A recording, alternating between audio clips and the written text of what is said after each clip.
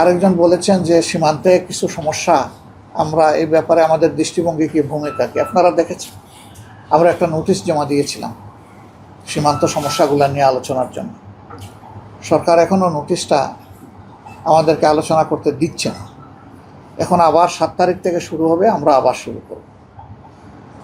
আমাদের অন্য সদস্যদেরকে দিয়েই নোটিশ দিয়েছিলাম, এখন হয়তো আমাকে দিয়ে দিতে হবে। যদি আমাকে দিয়ে এই নোটিশ অ্যাকসেপ্ট না হয় তাহলে আমাকে দাঁড়িয়ে যেতে হবে, কথা বলতে হবে। তা আমি ওইভাবে চাইছিলাম না। আমি চাইছিলাম যে নোটিশটা সুন্দরভাবে আসুক, দেশ তো সবার, প্রবলেমও সবার। আমরা প্রবলেমটা ডিসকাস করি, শেয়ার করি, সমাধান বের করি। সংসদ থেকে ঐক্যবদ্ধ একটা আওয়াজ উঠলে সারা দুনিয়া এটা ছড়ায় পড়বে, মেসেজ যাবে বহু জায়গায় যে এই জাতি ইউনাইটেড। এই সাড়ে তিনশো না, এখন তো আছে 348 জন। এই 348 জন মানেই তো 18 কোটি বাংলাদেশ, মানুষের বাংলাদেশ। এই আওয়াজটা যাওয়ার দরকার ছিল। তবে আমি প্রাইমারিলি আপনাদেরকে এতটুকু বলবো যে দেশ আমাদের যেহেতু সবার, 1 ইঞ্চি জায়গা কেন একটা বালুর উপরে কাউকে পা রাখতে দেবো না ইনশাআল্লাহ।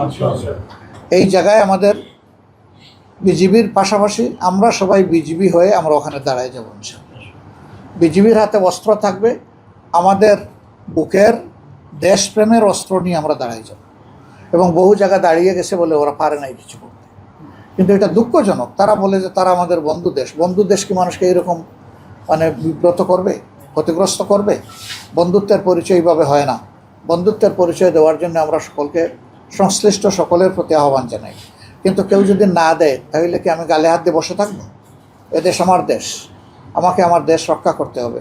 এর স্বাধীনতা, সার্বভৌমত্বের ব্যাপারে কোনো কম্প্রোমাইজ নেই।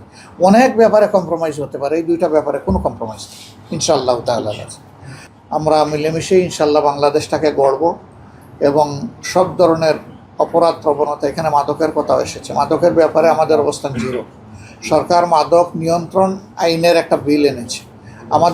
আমাদের দাবির নিয়ন্ত্রণ নয়, মাদক নির্মূল। নিয়ন্ত্রণের মানে হচ্ছে কিছু থাকবে একটু চেপে রাখা, আমরা ওটা মূলের পক্ষে। আমরা সেই বক্তব্য ইনশাআল্লাহ সংসদে রাখবো।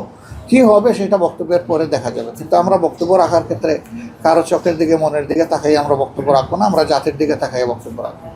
এখানে অনেকে বলছেন কিশোররা নষ্ট হয়ে যাচ্ছে, আমি তো দেখি অনেক বুড়ারাও নষ্ট হয়ে যাচ্ছে। এই মাদকের সাথে এখন তো শুধু কিশোর নেই, এটার ব্যাপকতা এখন আর কোনো বয়স মানে না, বয়স সীমা অতিক্রম করে অন্য জায়গায় চলে গেছে এটা। আর শুধু মাদক সেবন করেই ধ্বংস হচ্ছে না, মাদক লালন করে এর চাইতে বেশি সমাজকে ধ্বংস করতেছে। মাদকের উৎপাদন, মাদকের সংরক্ষণ, বিপণন এবং সেবন, এই 4টা মিলেই তো মাদক।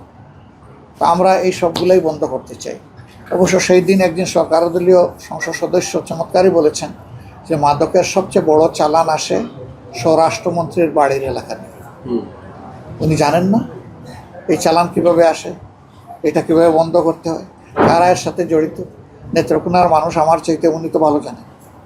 আমরা দেখতে চাই যে সংসদের ভিতরে অনেক ব্যাপারেই তিনি অনেক ভূমিকা রাখেন। আমরা দেখতে চাই যে তার মন্ত্রণালয়ের ভূমিকাটা তার বাড়ির থেকে শুরু হোক।